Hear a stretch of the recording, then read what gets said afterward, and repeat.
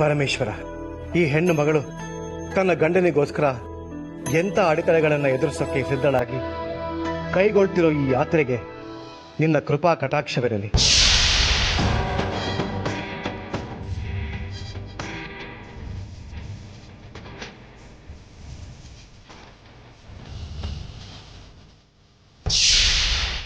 ನಡೀಮ, ನಡಿ.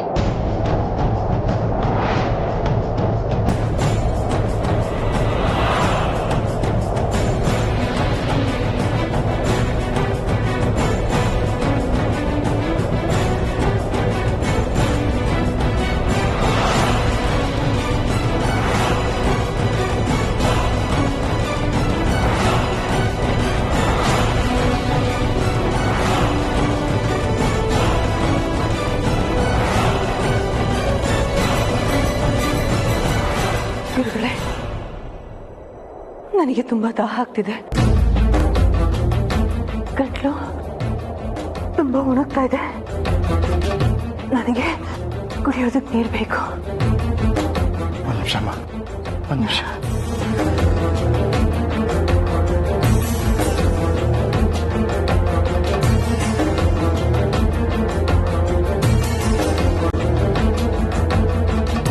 ತಗೊಮ್ಮ, ಕುಡಿ ಕುಡಿ.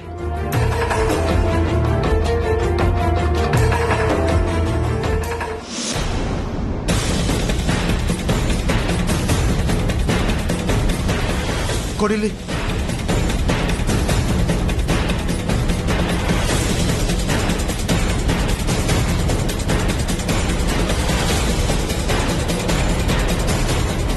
ನೋಡಿದ್ಯಾ ಅಮೃತ, ಸೂರ್ಯನ ಶಾಖಕ್ಕೆ ನೀರು ಕೂಡ ಆವಿ ಆಗ್ಬಿಟ್ಟಿದೆ. ನರಕ ಅಂದ್ರೆ ಇದೇ ತಾನೆ? ಹೆಸರಿಗೆ ತಕ್ಕಂತೆ ಇದೆ ಈ ಲೋಕ. ಬಾ ಅಮ್ಮ, ಆ ದೇವರನ್ನ ನೆನೆಸ್ಕೊಳ್ತಾ ನಮ್ಮ ದಾಹವನ್ನ ನೀಗಿಸ್ಕೊಳ್ಳೋ ಪ್ರಯತ್ನ ಮಾಡೋಣ. ನಡಿಮ, ನಡಿ.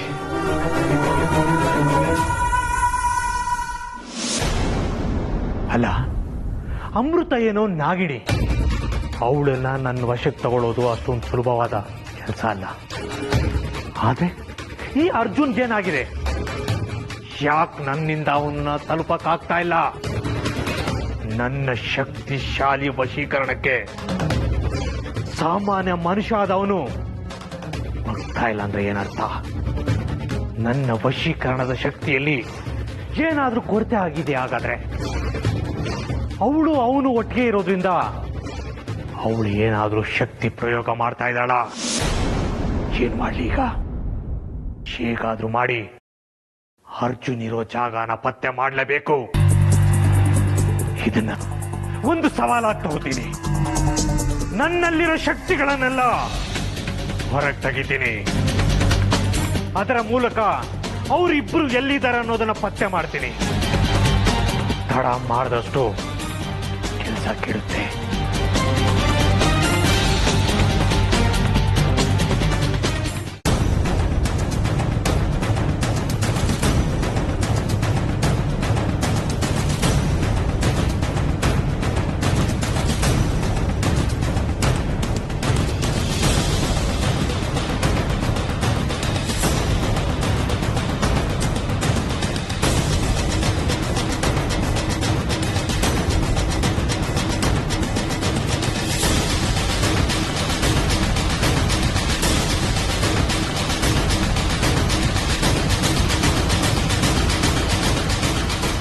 ಭಗವಂತ,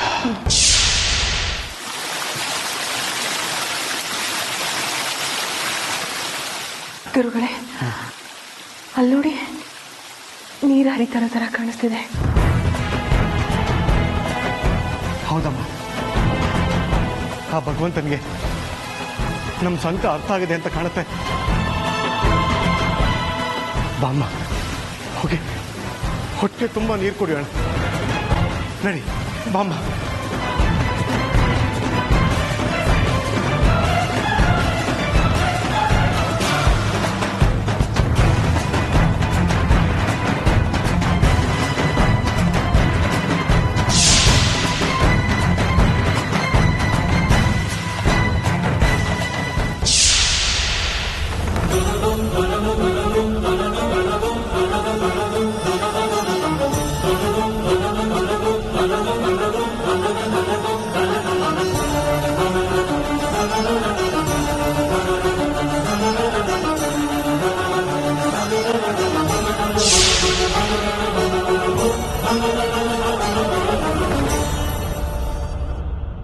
ಇದೇನು ಗುರುಗಳೇ ಈ ರೀತಿ ಆಗ್ತಿದೆ? ನಾವು ಈ ನೀರನ್ನ ಕುಡಿಯೋದಕ್ಕಾಗಲ್ವಾ? ಕಣ್ಣೆದ್ರಿಗೆ ಇದ್ರು, ಕೈಗೆ ಬಂದ್ರು, ಬಾಯಿಗೆ ಬರ್ತಾ ಇಲ್ವಲ್ಲ, ಏನ್ ಮಾಡೋದು? ಇಲ್ಲ ಅಮೃತ, ನಮ್ಮ ಹಣೆಯಲ್ಲಿ ಈ ನೀರಿನ ಋಣ ಬರ್ದಿಲ್ಲ ಅಂತ ಅನ್ಸತ್ತೆ. ಅದಕ್ಕೆ ಎಷ್ಟೇ ಪ್ರಯತ್ನ ಪಟ್ರು ನಮಗ್ ನೀರು ಸಿಕ್ತಿಲ್ಲ ಅಮ್ಮ. ಇದೇ ವಿಧಿ, ಶಿಕ್ಷಣ ಅನುಭವಿಸ್ಲೇಬೇಕು. ಇರ್ಲಿ ನಡಿ, ಏನೇ ಬಂದ್ರು ಅದನ್ನ ಎದುರಿಸೋಣ. ಇದಿನ್ನೂ ಆರಂಭ. ಈಗಲೇ ಹತಾಶೆ ಆಗೋದು ಬೇಡಮ್ಮ. ಬಾ, ಇಲ್ಲಿ ಬೀಳೋ ಪ್ರತಿಯೊಂದು ಪೆಟ್ಟು ನಮ್ಮೊಳಗಿನ ತಾಳ್ಮೆಯ ಮೂರ್ತಿಯನ್ನ ಕಡೆದು ನಿಲ್ಲಿಸ್ಬೇಕೇ ಹೊರತು ಅದನ್ನ ಒಡೆದು ಪುಡಿ ಮಾಡಬಾರ್ದು. ನಡಿ, ಆಗಿದಾಗ್ಲಿ ನಡಿ.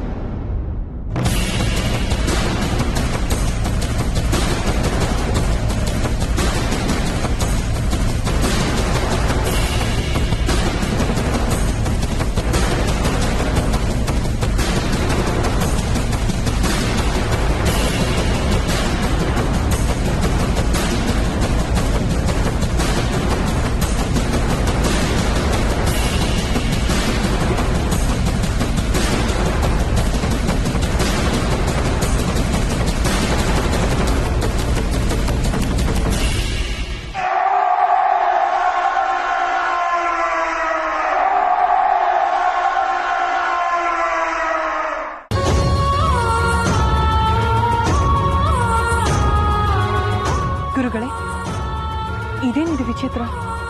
2 ಹೆಜ್ಜೆ ಹೋದ್ರೆ ಕಾಡ್ ಪ್ರದೇಶ, ಮತ್ತೆರಡು ಹೆಜ್ಜೆ ಹೋದ್ರೆ ಮರಳುಗಾಡು ಪ್ರದೇಶ. ಇದೇನಿದು? ಅಮೃತ, ಯಾವುದನ್ನು ಪ್ರಶ್ನೆ ಮಾಡೋದು ಬೇಡಮ್ಮ. ಸುಮ್ಮನೆ ಹೋಗ್ತಾರ. ನಡಿ.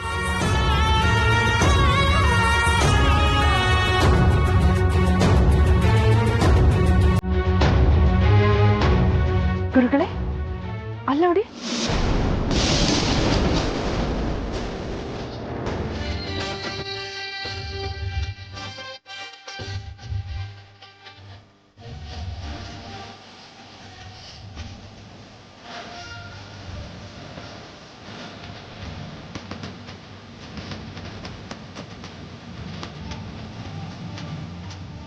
ಇದೇನಿದೆ? ಇಷ್ಟು ದಟ್ಟವಾದ ಕಾಡಿನಲ್ಲಿ ಮನುಷ್ಯರ ವಾಸ ಮಾಡೋ ಕುರುಹುಗಳು ಕಾಣ್ತಿದೆಯಲ್ಲ.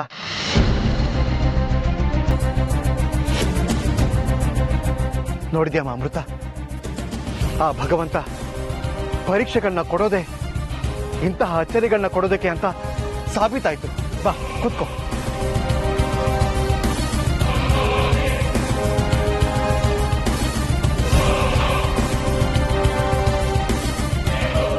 ಇಷ್ಟು ದೂರ ದೀಕ್ಷೆಯಿಂದ ಪ್ರಯಾಸ ಮಾಡಿ ಬಂದಿದ್ದಕ್ಕೆ ಈ ನರಕಲೋಕಕ್ಕೆ ನಮ್ಮ ಮೇಲೆ ಅನುಕಂಪ ಬಂತೋ ಏನೋ.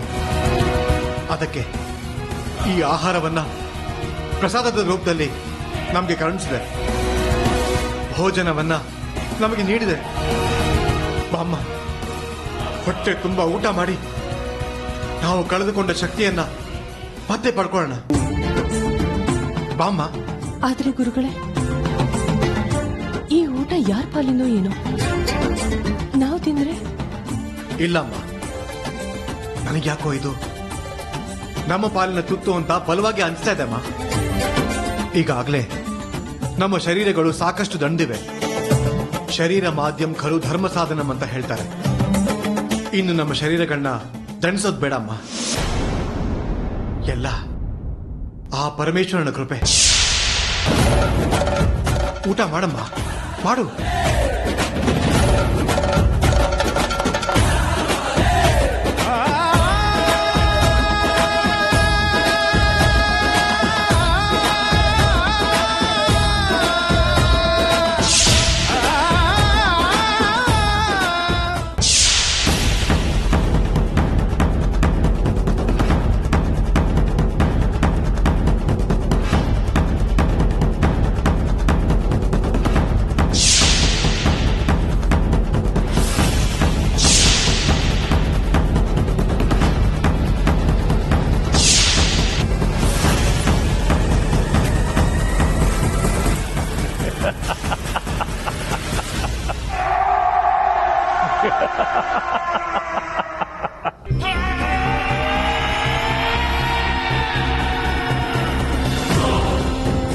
ಚಂಡ, ಹೋಗು ಚಂಡ, ಹೋಗು.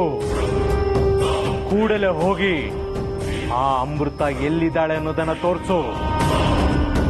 ಅವಳ ವಾಸಸ್ಥಾನವನ್ನು ನಿನ್ನ ಶಕ್ತಿಗಳ ಮೂಲಕ ನನಗೆ ತೋರಿಸು. ಹೋಗು.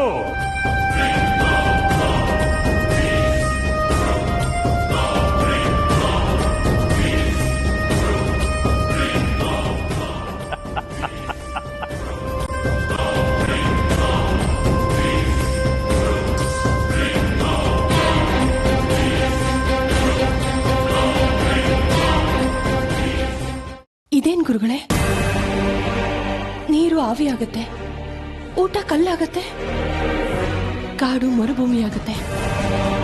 ಇದನ್ನೆಲ್ಲ ಹೇಗೆ ಸ್ವೀಕರಿಸಬೇಕು ನನಗೊಂದು ಅರ್ಥ ಆಗ್ತಿಲ್ಲ. ಕಣ್ಣೆದುರಿಗೆ ಇದ್ದು ನಮ್ಮ ಕೈಗೆ ಸಿಗದಿರೋಗಿ ಮಾಡೋದನ್ನ ತಾನೇ ನಾವು ನರಕಲೋಕ ಅಂತೀವಿ. ಕನ್ನಡಿಯೊಳಗಿನ ಗಂಟಮ್ಮ ಇದು. ಇದೇ ಈ ಲೋಕದ ಸ್ವರೂಪ.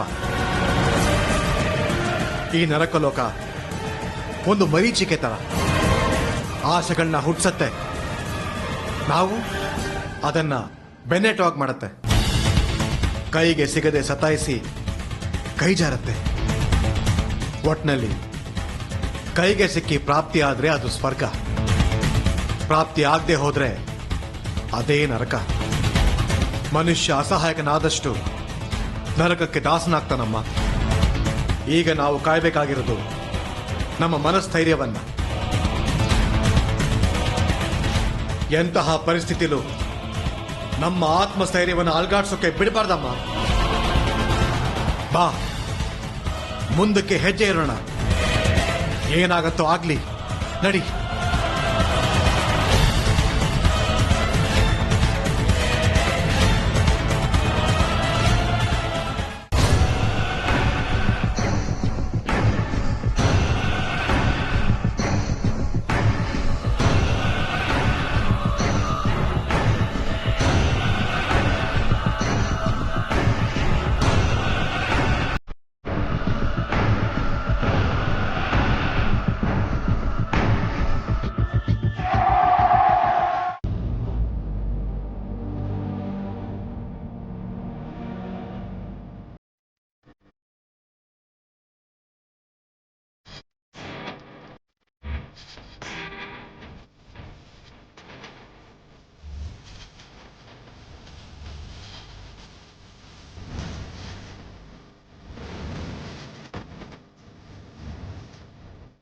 ಗುರುಗಳೇ, ಪಾಪಿಗಳನ್ನ ನರಕದಲ್ಲಿ ಸುಡೋ ಬೆಂಕಿಗೆ ಹಾಕಿ ಸಜೀವ ಸುಡ್ತಾರೆ ಅಂತ ಕೇಳಿದೆ.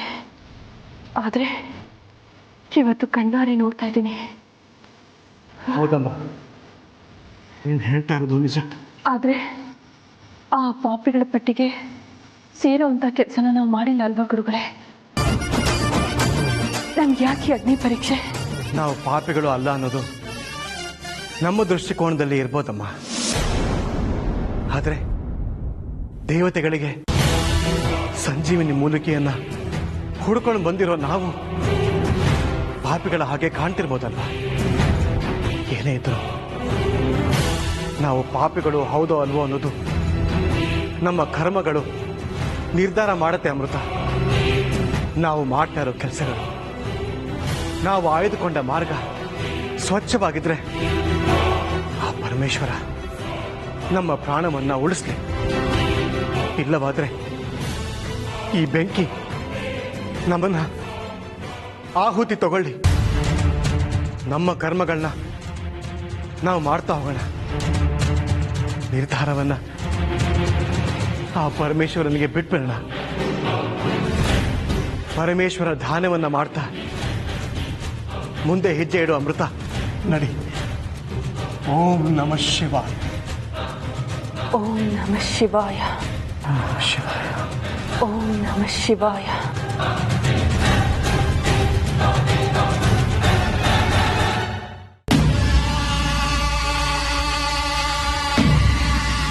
ಏನು ಅಮೃತ ಅಲ್ಲಿದ್ದಾಳ? ಅಷ್ಟು ದಟ್ಟವಾದ ಅರಣ್ಯದಲ್ಲಿ ಆ ಬೆಟ್ಟಗಳು ಶಿವನ ಕಟ್ಟುಪಾಡಲ್ಲಿರುವ ಬೆಟ್ಟಗಳಲ್ಲವೇ? ಅಲ್ಲಿ ನಾಗಿಣಿಗೇನ್ ಕೆಲಸ? ಯಾವ ಕಾರ್ಯಕ್ಕೋಸ್ಕರ ಅವಳು ಅಲ್ಲಿ ಹೋಗಿದ್ದಾಳೆ? ಅಂಡಮಾನಿಂದ ಬಂದ ತಕ್ಷಣ ಅವಳು ಅಲ್ಲಿಗೆ ಹೋಗಿದ್ದಾಳಂದ್ರೆ ಇಲ್ಲಿ ಏನೋ ದೊಡ್ಡ ರಹಸ್ಯನೇ ಅಡಗಿರೋ ಆಗಿದೆ.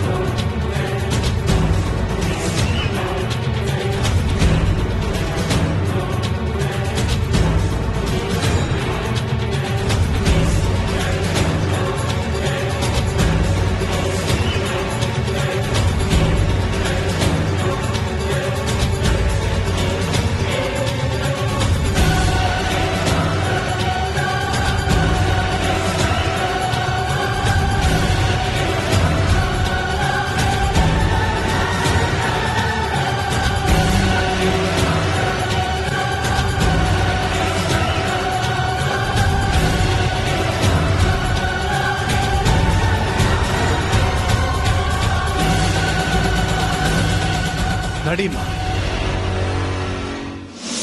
ಹಾಗಾದ್ರೆ ಅಮೃತ ಅರ್ಜುನ್ ಇಬ್ರು ಒಟ್ಟಿಗೆ ಇಲ್ಲ ಅಂತ ಆಯ್ತು. ಹಾಗಾದ್ರೆ ಅರ್ಜುನ್ ಯಾಕೆ ನನ್ನ ವಶಕ್ಕೆ ಸಿಗ್ತಾ ಇಲ್ಲ? ಯಾಕೆ ಸತಾಯಿಸ್ತಾ ಇದ್ದಾನೆ? ಇವಳು ನೋಡಿದ್ರೆ ಅರಣ್ಯಕ್ಕೆ ಹೋಗಿದ್ದಾಳೆ. ಇಲ್ಲಿ ನಡೀತಾ ಇರೋದಕ್ಕೂ ಅವಳಲ್ಲಿ ಹೋಗಿರೋದಕ್ಕೂ ಏನಾದ್ರು ಸಂಬಂಧ ಇದೆಯಾ? ಅರ್ಜುನ್ ಏನಾದ್ರೂ ಅಪಾಯದಲ್ಲಿದ್ದಾನ? ಅವನಿಗೇನಾದ್ರೂ ಆಗಿರ್ಬೋದಾ?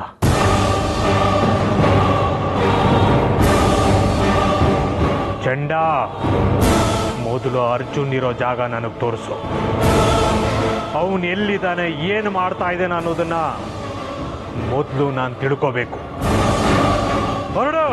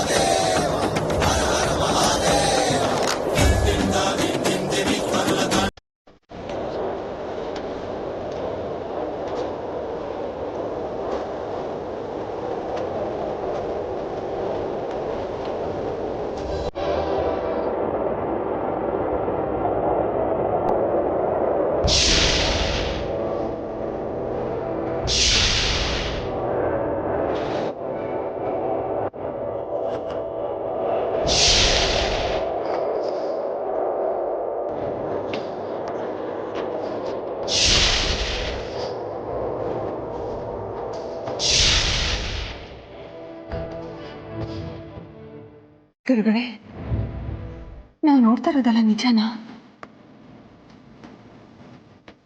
ನನ್ನ ಕಣ್ಣುಗಳನ್ನು ನನಗೆ ನಂಬೋದಕ್ಕಾಗ್ತಿಲ್ಲ. ನೋಡಿ, ಕಾಲಂದಿದ್ದ ಬೊಬ್ಬೆಗಳೆಲ್ಲ ಮಾಯ. ವಾತಾವರಣ ಮತ್ತೆ ಎಷ್ಟು ತಂಪಾಗ್ತಿದೆ ನೋಡಿ ಗುರುಗಳೇ. ಆ ದೇವರು ನಮ್ಮ ಕಷ್ಟಗಳನ್ನು ನೋಡಿ ಕರುಣೆ ತೋರಿಸ್ತಾ ಇದ್ದಾನೆ. ಹೌದಾ ಅಮೃತ? ನಮ್ಮ ಪ್ರಾಮಾಣಿಕತೆ ನಮ್ಮ ಕೈ ಹಿಡಿದಿದೆ. ಬಾಮ್ಮ, ಮುಂದೆ ಹೋಗೋಣ.